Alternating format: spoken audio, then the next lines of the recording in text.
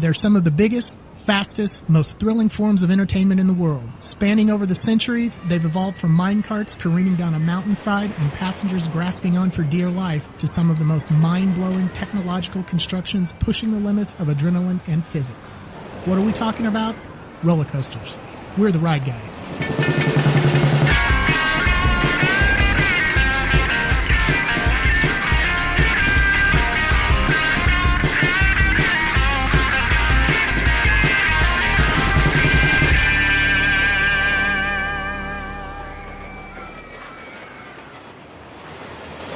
Thank you so much for joining the first ever episode of Ride Guys. Ride Guys, here we are. Yeah, why don't you explain to everybody what exactly our hopes and our attempts will be in entertaining people with this podcast? Basically, it's an offshoot of Two Tenderfoot Tourists. Yeah. So you and Sandy had me come in a few times and we talked about roller coasters, rides, scary stuff on roller coasters at Halloween, which was awesome. And we had so much fun. You said, hey, let's do our own podcast and do this more often. That's right. So that's where we are. Jason, like he said, he's been on the podcast on numerous occasions and we've always had a great time doing it. And if you'd like to listen to it, just go to our Two Tenderfoot Tourist podcast.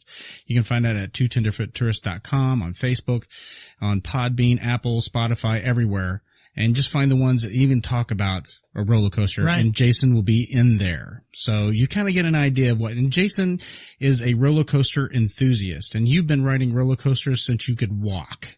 Well, maybe not quite that long, but that's pert near. Did I oversell that? No, not at all. No. Okay. I mean, you're the kind of person, you have the mindset is like, I love roller coasters. I'm going to learn everything I possibly can about that roller coaster and all roller coasters, who made it, the people that were involved, the companies, everything about it, right? As sad as that sounds, hearing it come from you, yeah, that's true. Statistics and everything that goes involved. So this should be one heck of a roller coaster of a podcast. For anyone out there that like to learn more, this would be a great place for you. This would be awesome. Awesome. So, our plans on covering on the first episode is the Matterhorn.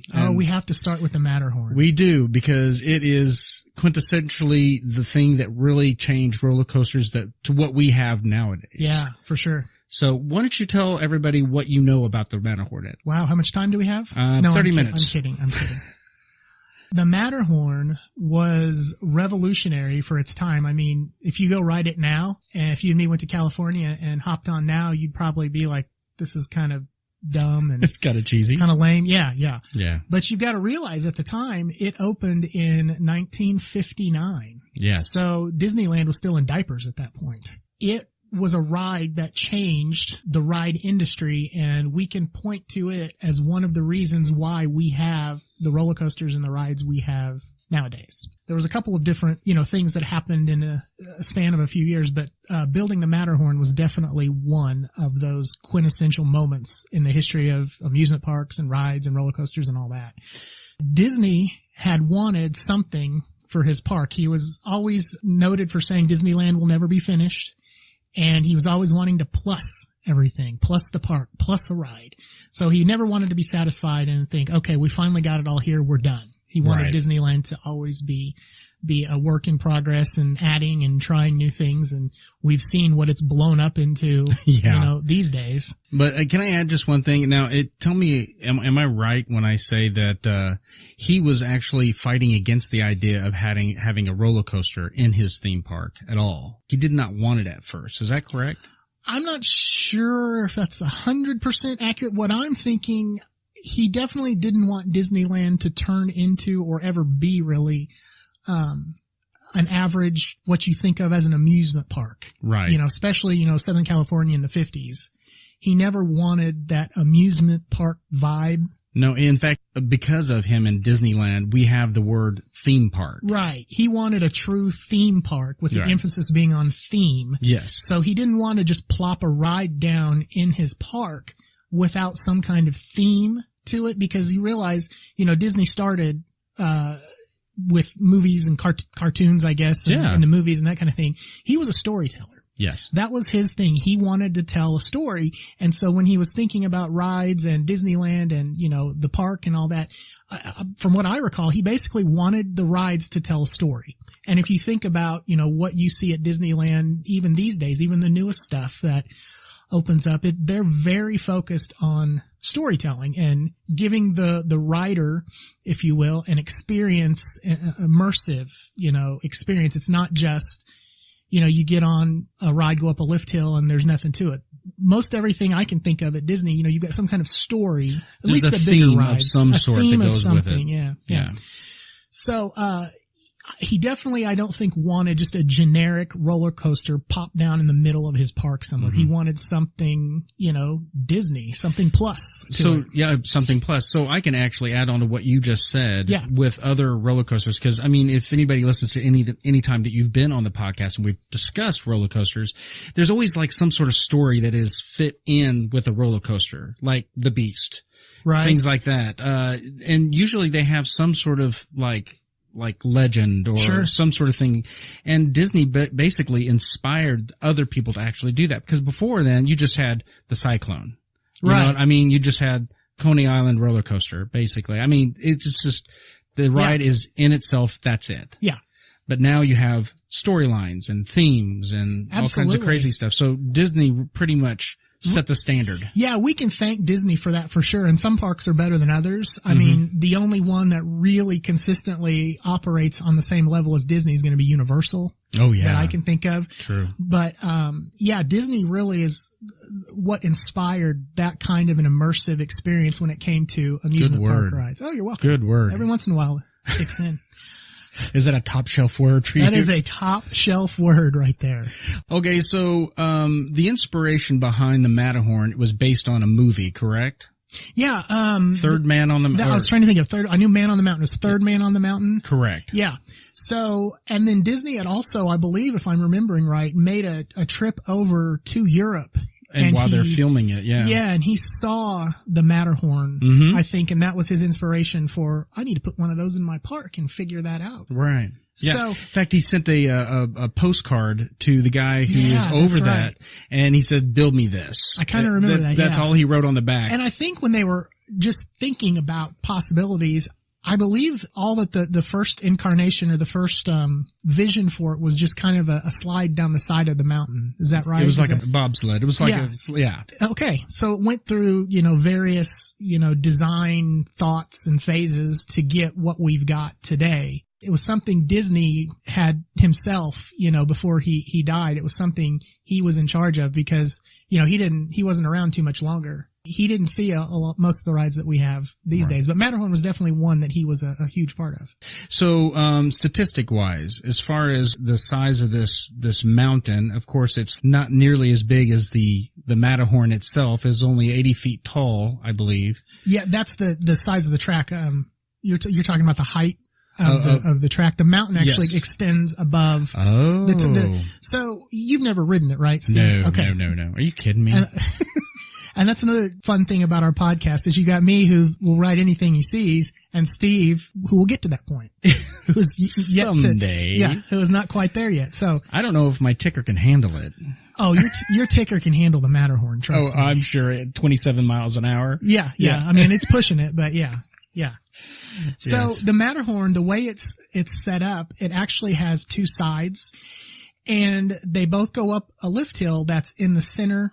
You get on and they start and you turn and go up a lift hill side by side, and it's in the middle of the mountain essentially. Oh, that sounds cool. So yeah, it's very cool. So it tops out at 80 feet, but the peak actually goes up to not quite 150 feet, 147. Yep. 147 feet. So you've still got quite a bit of mountain above you once you get to the top of the lift hill or the top of the highest point of the actual roller coaster ride. The inspiration was actually the Matterhorn, the real mountain in Europe. Yeah. In Europe, right. How tall is the actual Matterhorn? It is. I was going to say like 1,000 feet. It is. The Matterhorn is 14,692 feet. Oh, well, see, there you go. I was only off by 13,000-ish. Okay, so, but and Disney completely built it to scale, so it's. Yes. It's really that big. Yeah. Now, before the Matterhorn actually went in, they basically, it was an answer to a problem that they had at the park. That's right. The problem is they had a huge mound of dirt from building Disneyland they couldn't afford to get rid of. Right. So they turned it into a park? It was called Holiday Hill. I think he just slapped a bench on it, you know, let some grass grow and slapped a bench on it, hoping people would just, you know, go to Disneyland to sit on his pile of dirt. It was free. It was okay. Yeah, yeah. But he ended up getting rid of it because kids were going out there and, necking, I guess, or making out. Necking. That's a 50s word. I was going to say, wow, way to work that in. We're talking about a 50s roller coaster. Okay, so yeah, they were going up there making out and stuff like that, and Disney did not like that. He didn't want that kind of image at all for his park. Yeah. So he said, you know what, we're going to just build the Matterhorn, right? Mm-hmm. And it's so what makes this roller coaster so unique as far as like what did they do in order to make this mountain come to be and the ride itself? Well, what really the importance of the Matterhorn and what makes it unique was it was the first roller coaster to use tubular steel track. Yes. And, you know, you think, you know, if I say the word roller coaster, an image that pops in your mind today, you know, you've got basically two types of roller coasters now, steel and wooden. Right. Well, there was a time when there wasn't steel. It was just wooden roller coasters. Right. The Matterhorn changed that. The Matterhorn created this new category of steel roller coasters, and every steel roller coaster you see today, you can trace it back to the Matterhorn because that's the first roller coaster that tried to do it, and of course it was successful. It's still standing right now. Now, Arrow, they designed, correct? Yeah, Arrow was the company that made the Matterhorn, and they were, I think it was a collaborative design because Disney has their Imagineers, and most of the rides, the Imagineers have some kind of hand in it, is what I'm saying. It wasn't just purely Arrow, but it was a combination of collaborative. Collaborative, that's the word I'm looking for. Yeah. It was Arrow who came up with the idea of the tubular track, correct? I believe so. Yeah. Yeah. Because one of the problems they were having was the fact that, one, they needed the bobsled to be on something so it didn't go running off the track. Of course, right. You know, throwing people off the mountain, which would be very kind of funny, but bad at the same time. I mean, you can't have multiple rides. You just get one ride at that point. One ride. That's it. You're done. Yeah. Next.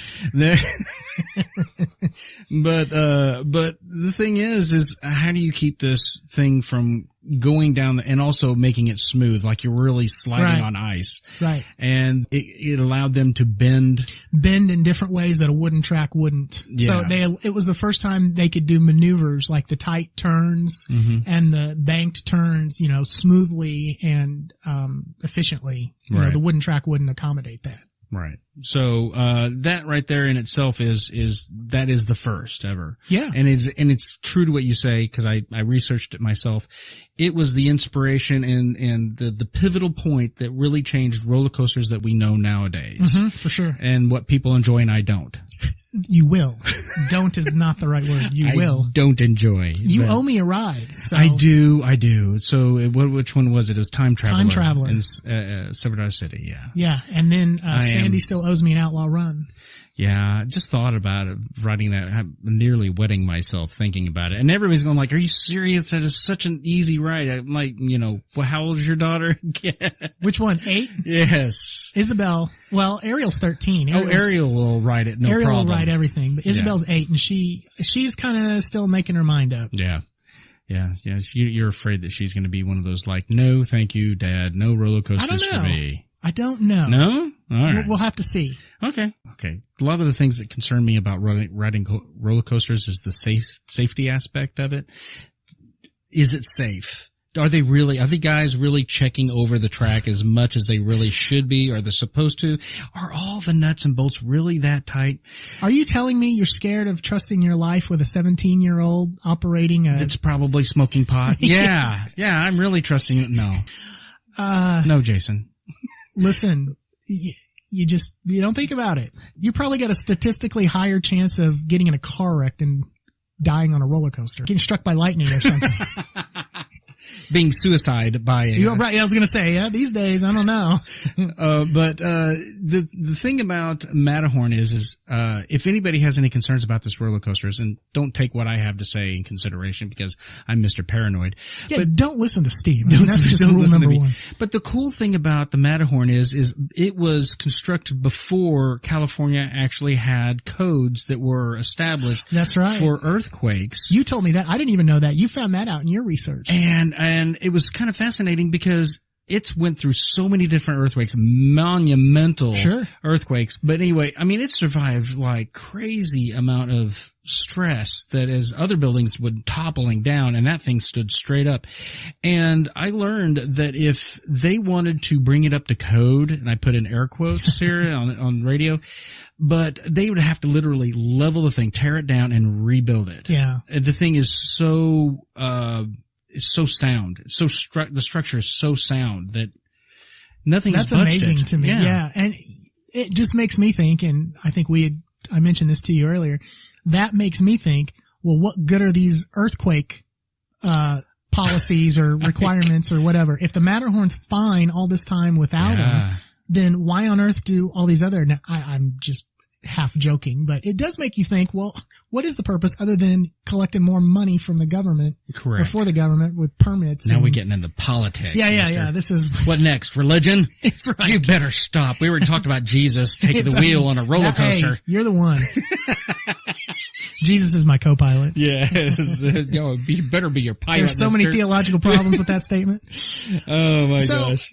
So that's really interesting to me about the earthquake thing. I did not know that. Yeah. So now you have one. I actually taught you something, which is weird. Yeah. Well, that's going to happen every now and then. Yeah, every once in a while. Oh, and another thing, you know that when the Matterhorn opened, they had mountain climbers scaling the mountain on a daily basis, pretty much, and Disney stopped that, I think, in the 90s, maybe, but they just brought it back within the last few years when they went through, I think, the last overhaul of the ride. They've got guys or gals or whoever will scale the mountain now. 147 feet. 147 feet, all 147 of them. Yeah, that is incredible. I saw a picture of like a German band playing, like a dude holding a tuba. A little oompa music. What do you call it? I don't even know what you know what I'm talking about.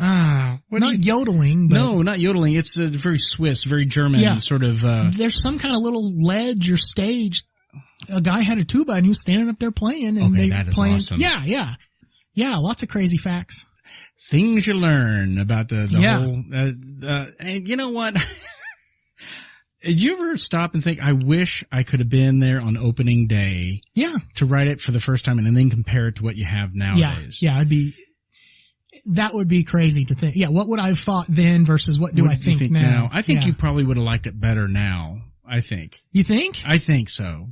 The reason why is because of the many advances that they have made. They've actually updated the Yeti Herald. Well, that's true.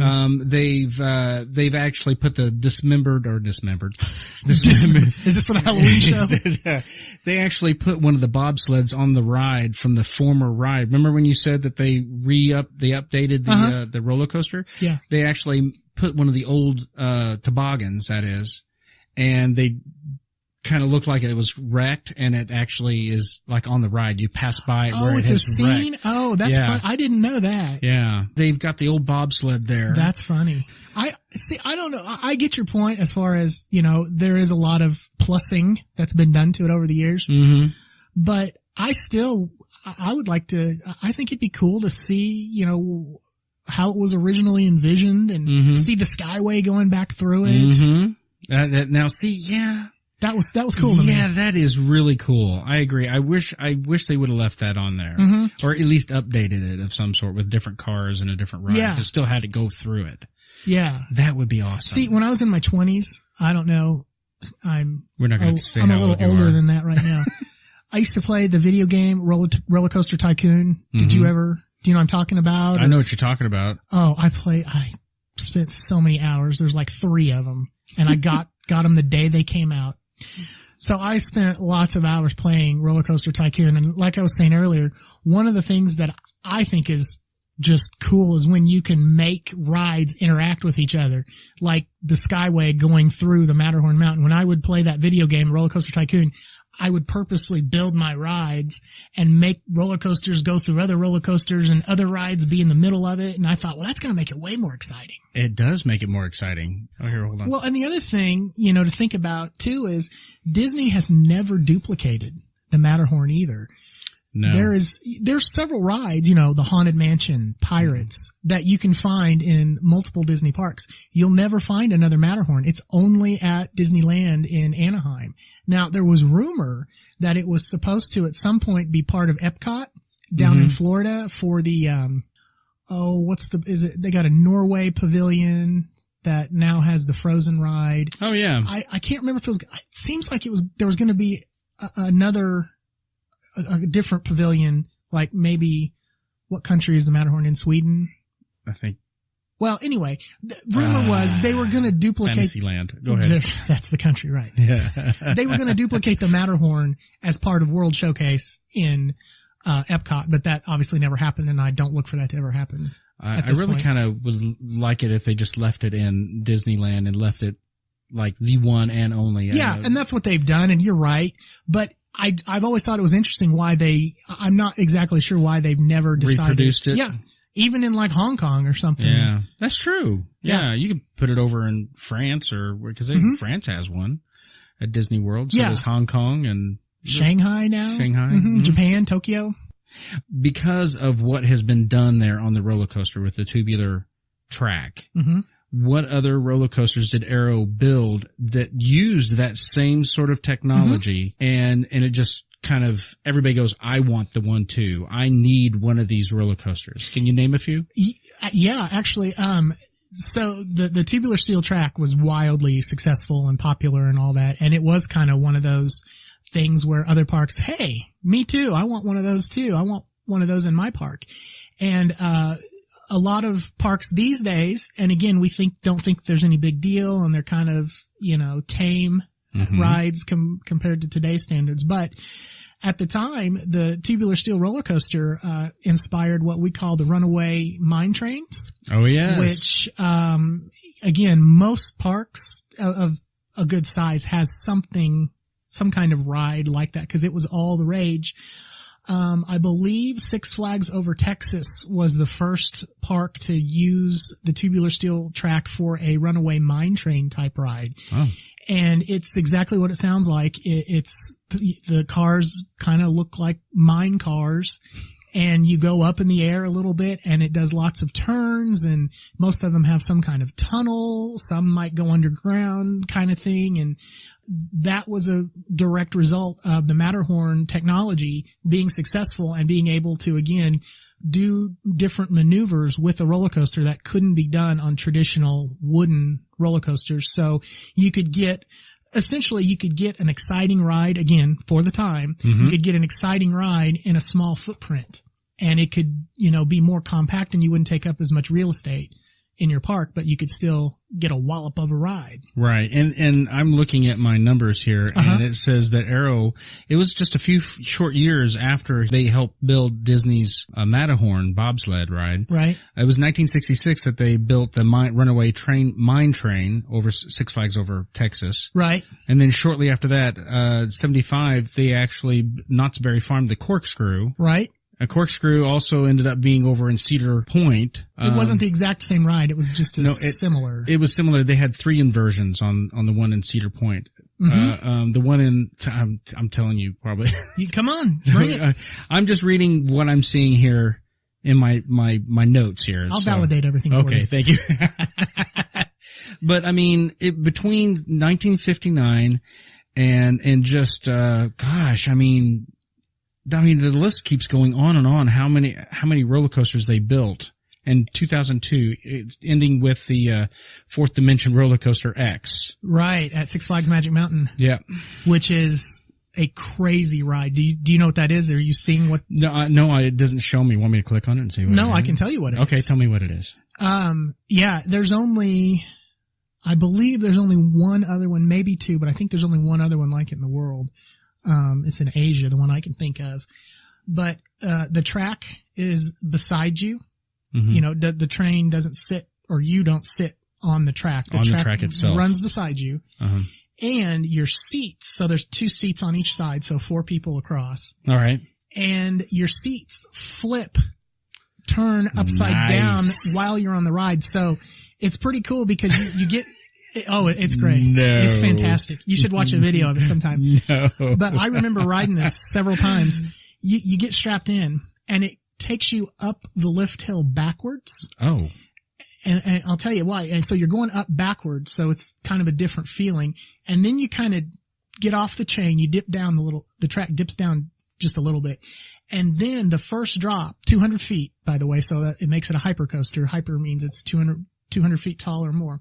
It's straight down. It's 90 degrees. No. Now, and that's cool by itself, but what makes it choice over the top awesome is when you get to the top of that drop, your chair flips you over. Oh my gosh. So you are looking straight down at the ground. How high up in the air are you? It's only 200. Oh, only 200 feet. Yeah, so it's not it's actually really awesome. And they're controlled spins, so every ride, the chairs flip the same way every ride. There's some roller coasters, newer ones, that have that same type of roller coaster and the chairs flip randomly. Oh my gosh. This one isn't random. So every time you get to the top of the first drop, you're gonna be flipped over and looking at the ground coming up towards you as you're going down the drop. Oh my goodness, no. And to make it and there's more. Yeah. Oh, of course there's more. To make it even better, you don't hold on. Oh my goodness. Yeah, and it's fantastic. Okay, you have nothing to hold on to, or you don't hold on? I put my hands up. That's a choice. It's the right choice. It's the right choice. Jesus, take the wheel. But, okay. So you just said, Jesus, take the wheel. Okay. So it kind of reminds me, have you ever seen those Jesus toys? would want you to ride that roller coaster. Is that right? Yeah. He told me this morning. You're getting divine inspiration. Have you ever seen that toy back in the 80s? It was handheld and you had like a wire. It's a stiff wire that you rolled like a magnetic wheel on, and you. Oh yeah, I know exactly what you're talking about. Remember, you moved it back and forth. That's what I'm thinking it looks like. You know what I'm talking about? That would be fun to ride. Oh, you're on acid. Okay, all right. You're on crack. That's actually a good idea. Let's call Arrow and say, hey, we got an idea for your next one. Are they still working? I don't think they're open anymore. Are they still? No. Arrow, they went through several changes. They got bought out a couple of times, and they are now no longer doing business as Arrow. But, I believe SNS. SNS. Yeah. Okay. SNS. S. Oh, okay. SNS, is the owner of the Arrow technology, I think, which by today's standards, honestly, it's outdated. So what's interesting, getting back to the Matterhorn. Oh, yes. It was so revolutionary at the time. And again, Arrow blew up. Arrow was the roller coaster builder in the 70s and into the 80s as well. I mean, every park had an Arrow at some point, usually. Bigger parks, not every park, but sizable parks, everybody had some kind of an Arrow. Right. But nowadays, a lot of them have been torn down, and a lot of them that are still standing are not the most pleasant ride experiences. They do not age well, let's put it that way. Yeah. So what was revolutionary, back in the 50s, just like anything else, it's obsolete technology, and I'm honestly surprised there's still as many Arrows standing and still giving rides as there are. So, wow. Yeah, Matterhorn, I mean, I don't think it's going to go anywhere. It's got the nostalgia, and it's iconic. Yes. So they'll always take care of that one. But, every year it seems like we lose, maybe another Arrow or two, and there's not going to be that many. There's probably not that many standing anymore. Arrow rides themselves. Yeah. Not compared to what there was. Now there's still lots of them out there. Yeah. But compared to what Arrow had been doing when they blew up in the 70s and in the 80s. Right. Yeah, a lot of those are gone. For my research for this episode, you gave me a documentary you can find on YouTube. Yeah. It's free. And it's like an hour long, and it gives you the history of Arrow. And we want to do an episode on the history of Arrow because they are a pivotal company, basically. Yeah, it's fascinating. They do have a very fascinating history. The ingenuity and the creativity that was brought out of Arrow is amazing.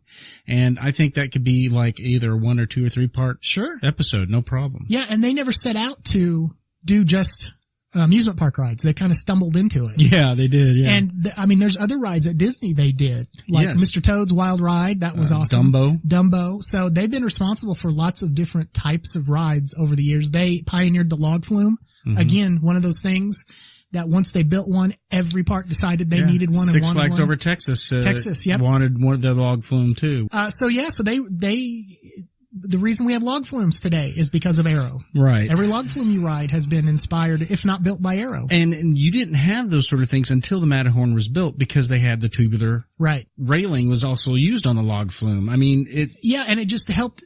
The fact that it was so successful meant they could think about things that they couldn't think about because they didn't think they could do before. Mm-hmm. So you could think about, what if we took this tubular steel and added some water to it? Right. Made a water ride. Because the Matterhorn is unique as well, not just because of the tubular steel track, but because it has a splashdown finish. So before you pull into the station, it splashes down into a little pool. Yep. And that's, number one, it's just cool because, you get a little wet, get a little splash. But number two, the water also acted as a braking system. So it helped slow the train down as well at the end. So it had a multi-purpose thing. But yeah, before that, people just weren't thinking about how could I make a water ride out of this?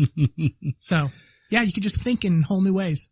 There's some things that are neat little facts about the Matterhorn. Oh yeah, there's lots of little facts. Like, did you know that there is a basketball court in the peak? There is a basketball court in the Matterhorn. Yes, that is one of the most famous, I was going to say urban legend or urban myth, but it's not a legend or a myth. It's true. It really is. There really is a half-court basketball court inside the mountain. And the rumor was it was put there so Disney could, I've heard all kinds of different things, so he could get out of some kind of tax or something. I don't even know. Yeah. Or that he could call it an event center and there's no height restrictions or something. I don't know. I've heard all kinds of different stories about why it's there, but the reason it's there is just because the employees wanted a place to play a little basketball. They were taking a break and they had room. Another really interesting thing about the Matterhorn today is it's not exactly the same as what you would have saw had you been there on opening day with the everyone else who rode the ride for the first time. Disney actually used to have a Skyway, which if you know what a Skyway is, it's those rides, they're kind of like ski lifts. Oh yeah, that's what I was trying to think of what they are. Oh yeah. You get up and it's just a little compartment car thing hanging from a cable, and the cable moves, from one end of the park to the other. So it can be a ride, it can be, transportation kind of, useful, that kind of thing. But anyway, Disney had one of those for a long time. And what was cool about theirs is they built it to go through the Matterhorn. So the Matterhorn had that Skyway cable system going through it, the middle of the mountain, so you could actually look down and see the roller coaster going, and you would go through the mountain too, and it might be going beside you or, whatever. And I remember the first time I rode it back in the 90s, they still had the Skyway. They've since torn it down. It's not there anymore. And they've plugged up the holes. But I can remember, riding up the lift hill and, clicking up the lift hill and you see those sky things going over your head. And it was just so interesting. I think it's cool. So cool. Yeah. Yeah. In my opinion, what I think is cool. Very busy. Yeah, busy, but when you can get 2 rides or even more to kind of interact like that, that's really interesting. I think that's really cool to do that. So that's no longer there. And they plugged up that hole, so the lift hill you now go up in the dark. Ooh. It used to be in the daylight, cause they had those cable cars going through there, but now you go up in the dark. And they do some effects now since they overhauled the ride a year or 2 ago. I can't remember exactly when they put the new Yetis in and everything. They put a couple of special effects as you're going up the lift hill to make it sound like the Yetis. You can hear it howling and stuff like that. And there's like a little screen that looks like his shadow, I think. And that is so awesome. Yeah. So it makes it a little more ominous. And so, the Matterhorn used to be very Swiss cheese-like holes where you could see in and through and all that. A lot of those have been covered up, have been plugged up for whatever reason, so it looks more solid than it did. Looks like a solid mountain. More so. I mean, you still got the track that weaves in and out, and there's inside parts and outside parts. None of that's changed, but just some of the other, I guess, openings I've read, it's not as open looking as it was when it first opened. And we didn't talk much about Harold either. No, we talked a little bit. I guess we did talk a little bit about the Yeti Harold, Yes. but that's his name. Yeah, Harold is the Yeti up there. Harold is the Yeti. Yeah, there's actually 3 on the ride. So I told you the Matterhorn's essentially 2 roller coasters. Yes. That weaves and crisscrosses and all that. Well, there's 3 Yeti figures on the ride. Each side has one that only it sees, and then there's a third one that both tracks pass by at some point. Oh, wow. I So had no there's idea 3 they crossed paths like that. Yeah, there's 3 Harold. Yeah, they crisscross each other. Oh, Yeah. okay. Yep, there's 3 Heralds. You ought to sometime look on YouTube, pull up a point of view, a POV video, and you can see each side, and you can see there's new abominable snowmen. I was just getting ready Is to that where ask you're you, going? but yeah. This is like the second iteration of the abominable snowman. I think it's more than that. I think it's more like the 3rd or 4th. Oh, is it really? Yeah, I think. They've, the old one was stiff. Right. And it just kind of went "Rrr," like that. Yeah, the sound effect as you That go was by. about it. And this one, it's like reaching out for you. Yeah, I saw a video of it. Yeah, it's an animatronic. It'll actually move like it's coming out to get you. And it looks awesome. It does look awesome. I agree. They did a good job. I saw somebody said that they repurposed an ape off of the jungle ride I and hadn't they put heard him that. in the Matterhorn because the ape was frightening people. On the jungle. That's perfect. That's awesome. So let's frighten them in. Right, yeah. Well, I think one of the old Yetis has been, Abominable Snowman, Yeti, whatever, was put onto another ride. And we might need to do a whole episode on this now that I'm thinking out loud. Wow, really? But the Tower of Terror. Oh, okay, was built, yeah. Well, hang on. It was built the first one was built in Florida. Then they built another one in California, California Adventure. Well, they recently rethemed that ride in the last couple of years. Guardians of the Galaxy. Yeah. So you have, now I've only seen the movie once. I know there's 2 now. I've only seen the first one time, so I'm not up on everything about it. You probably, I was going to say, you're more the movie guy. We should have a podcast called Movie Guys. Movie Guys. And we'd switch roles. Let me teach you a few things about movies. Go ahead. So isn't one of the guys like the collector? Yes. Or something? Yes. Okay. So when you are waiting in line for the ride, you see all the stuff he's collecting. If I remember right, I think they took one of those old Yetis. Okay, and that's cool. Put like a little Easter egg thing as this is something you collect. So cool. Yeah. If that's true, that is awesome. I think it is. You'll have to look it up, but I'm pretty sure I remember reading that recently. So, and that's another thing Disney does is little Easter egg things like that. And another thing, we were talking earlier about the whole experience of a ride. And this isn't really so much related to the Matterhorn because the Matterhorn doesn't really incorporate this. But that's right. The other thing about the Disney ride experience is they have literally taken waiting in line and made it part of the immersive experience. There are some rides I would not want to skip the line on, as crazy as that sounds. Yeah. Because it's part of the experience. Yeah. And it's all kind of woven together. Again, back to telling that story. It starts when you walk through the turnstile. And Universal has really incorporated that into their rides. Yeah. You walk through the line, you're missing a part of the story. Exactly. So I remember the first time I rode Indiana Jones in Disneyland. Which is one of my absolute all-time favorite dark rides. Again, another episode. How many episodes are we going to be able to crank out now? But I remember waiting in line for that thing thinking, I don't know if I want to ride. I want to go back through the line again. It was awesome. That's awesome. Hey, before I forget, now correct me if I'm wrong, just from the documentaries that I've been watching about the whole Matterhorn. Right. And the tubular, construction that they used for the ride. And every other ride is they for once had the opportunity to perfect the vertical loop, the actual loop. Is that right? Am I in the spiral?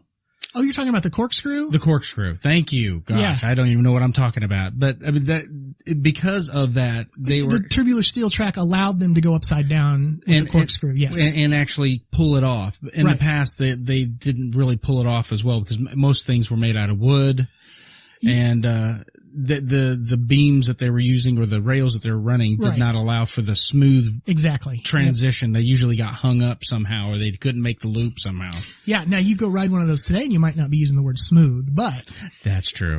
Yes, it was groundbreaking at the time and allowed roller coasters to go upside down. So the corkscrew was an aero roller coaster. Was that the name? I don't know, but I think it was at Knott's Berry Farm. You said that was the first modern looping roller coaster. It was the corkscrew, yeah. But it wasn't the first. It was the first one to go upside down. But the first roller coaster to have a vertical loop, which is more like the teardrop shape. Yep. That's the Revolution at Six Flags. Oh. That was built by a guy named Anton Schwarzkopf, German. And he was... Schwarzkopf, yes. So we're going to offend somebody. I'm sure I just assumed. Just to let you, this show is not politically correct. Right, yeah. Just send your emails to 2tenderfoottourists.com. To ask for Jason. Yeah. He's the most offensive. Ask my wife. That is true. So Schwarzkopf, he was another big designer, 70s into the 80s. He was responsible for a lot of, lots of different kinds of roller coasters. And, we could go off on this on another episode, but he built, some of the most famous traveling portable roller coasters that went across Europe. Yeah, because over there, Oktoberfests are absolutely huge. They're like traveling theme parks. And he would build roller coasters that, they weren't giant, but they weren't kiddie rides either. They would go up high 100 feet and upside down and stuff and pick them up and move them to the next town. Okay, that's kind of cool. Yeah. That is kind of cool. So Schwarzkopf, Aero did the first inversion, if I'm remembering right, on the corkscrew, and Schwarzkopf was the first one to do modern, to do a vertical loop-de-loop. Right.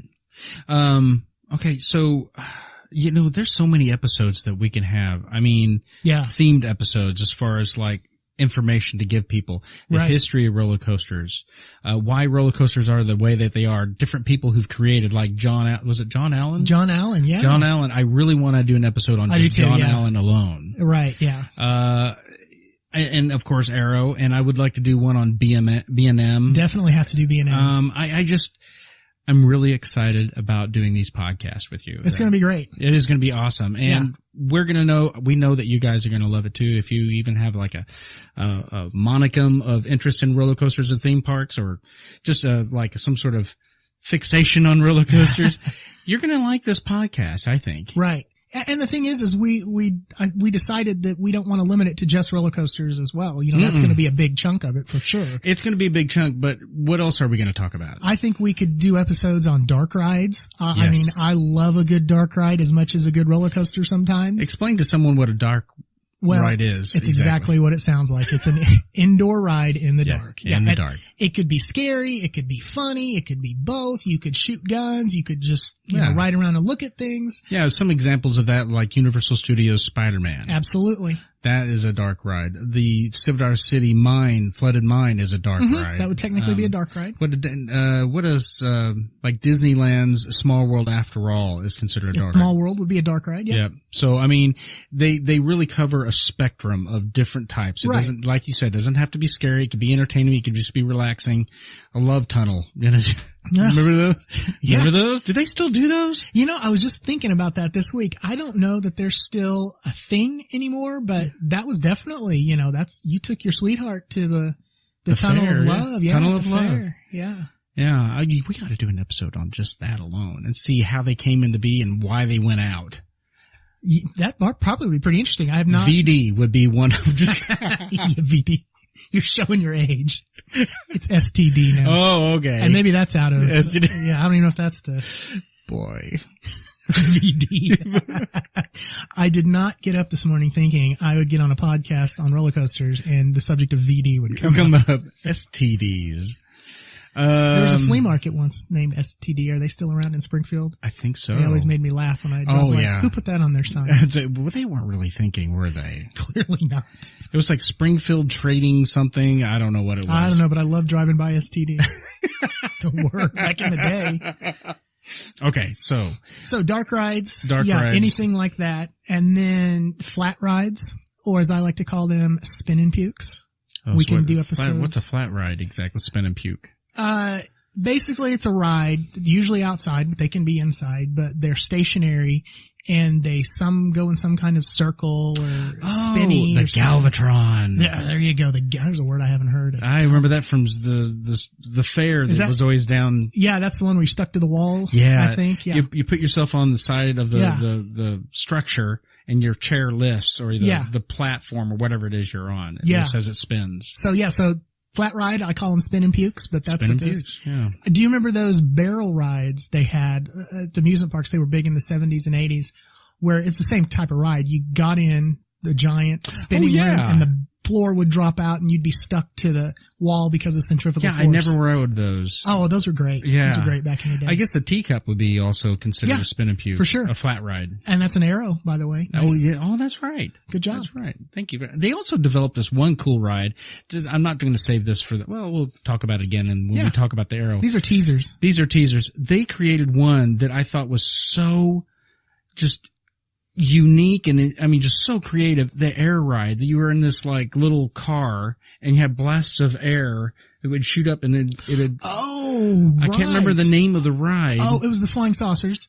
Flying Saucers. That was actually a Disney. Yeah. Yeah. So we could do an episode on that because that's one of the most interesting rides that just never made it, but everyone wanted it to and everyone wanted to try it, but maintenance nightmare. So shooting the air up. And they it's like a hockey table. Yeah, air hockey. Exactly. Yeah. Well, they tried to bring it back when they built Cars Land. Oh, really? In, that would have been, probably been 5 years ago now. Mm-hmm. That was one of the big draws of Cars Land in California Adventure, the other park, Disney park, next door to Disneyland. They thought they could redo that. They thought they got the technology figured out. They fixed the problems and they had it open. I don't even think it lasted a whole season, but they had it and they had to tear it down. It was just a nightmare to keep running. It was way more expensive to keep it running than it was to actually have it running. Yeah, maybe. I'm assuming so. That part I don't know, but I just know it broke down and it just didn't function. Mm-hmm.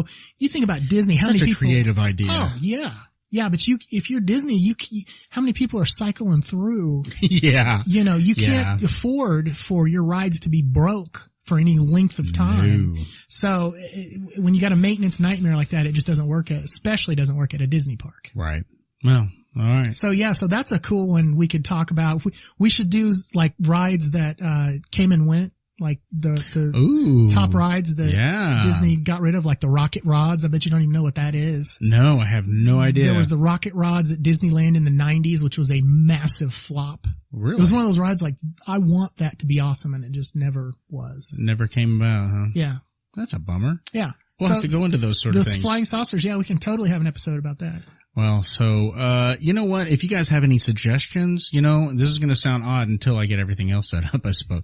Write us at tenderfoottourists@gmail.com. If you have any suggestions for ride guys. Yeah. We would love to hear them. If you have any ideas of roller coasters you think we should do an episode on, any theme parks, anything past, present, and what may be in the future. That is something that we would love to bring to the podcast. Absolutely. Yeah. Yeah, especially me, the wimp, and then we got Mr. Bold over here across from me. So, wow. And we'll have some special guests too. I was already thinking. Yeah, really. I want to have some people on. That's for sure. Ariel would be a good one because it'd be roller coasters from a kid's eye view. Right. That would be awesome. Yeah. And I think we ought to have Rick. Oh, Rick would be good. Yeah, he loves those things, doesn't he? Yeah. So we got the kid's perspective, and then we'll get the old man's perspective. The old man's You can tell him I said that. Okay. But yeah, so that, I guess that wraps up our first ever episode. Yeah, crazy. And it's crazy. Oh, I already have a Facebook page already set up. Oh, we got to talk about that, right? Okay. So, we're going to be putting, the podcast is going to be on that. Okay. And also anything that you want to roller coaster wise or theme park wise, Jason's going to be the guy and I'm going to try to put in as much as I can. But we're going to try to load that thing up with some information about, roller coasters. Absolutely. History, past, present, the whole thing. One thing we might start with is that news article that we totally forgot to talk about. Oh yeah. A piece of the Matterhorn fell off. Yeah, isn't that crazy? Yeah. It was like the size of a door, according to the bedroom article. door, yeah. Just fell off. It's like, isn't that great? Here, hold on. Yeah. Where did I find that? Oh, here we go. Yeah, I went and I found it at the WDW News Today, the worldwide leader of Disney Park News, and it's WDWNT.com. And that's exactly how they reported it, as it fell off Thursday morning. Before the park opened. Yeah, so nobody was there or hurt. Yeah. And the maintenance discovered it on the ground there, and they said, well, nobody's injured, and we got to fix this. Yeah, so one side was closed. I don't know if it's open by now. I don't remember that part, but I know they closed one side of it to get it fixed up. Yeah. Did you know they recently celebrated their 60th anniversary? I hadn't thought about it. I mean, that sounds right. You're probably right. I don't know. 50, because Matterhorn went up in 59, now I'm right? looking up. Yeah, the Matterhorn opened up in 59, and I think it had already been open for a little while. And what's funny, see, I could do a whole episode just on Disneyland history, but lots of people told Walt that he was nuts for opening a park and it would flop. He's wasting his money. I know. They called it Disney's Folly. Yeah, that's right. Yeah. Open. I've actually got a DVD at home I bought years ago. Back when DVDs were cool. I don't know if anybody knows what they are anymore. But 1955. 55. That's what I was thinking. 55. They called it Black Friday or Black Sunday. Black Sunday. That's right. It was a Sunday. I have a DVD of the television broadcast that they shot live that day. I totally want to watch that. Okay, remind me. I'll go home and dig it up. I'll give it to you. I got like a 4-disc set. Oh, was it that many? Well, it's different stuff. I don't remember what else on there. But the reason I bought it was for that, because I wanted to see that television special. I would love to see that. Okay. Ronald Reagan's in that, supposedly. Yes, that's right. And, I believe I remember that. So is the guy that played Davy Crockett. Whatever. Yep. There were several celebrities. Yeah. I can't ever think of his name, but immediately when you say him, I can picture him. Yep. But it's funny, you can tell it's live because it's full of mistakes. And they're pitching it, okay, let's turn it over to so-and-so, and so-and-so, looking around, not knowing what's going on. So it's pretty funny to watch. Wow. Now, to everyone who's listening, this is going to be a monthly podcast. And we're going to see what the response is. And, maybe we might go once a week, maybe? I don't know. Oh, bi-weekly? We could do it. That'd be a lot of stuff. That would be a lot of stuff. We'd have to come up with 52 topics for a year. Yeah.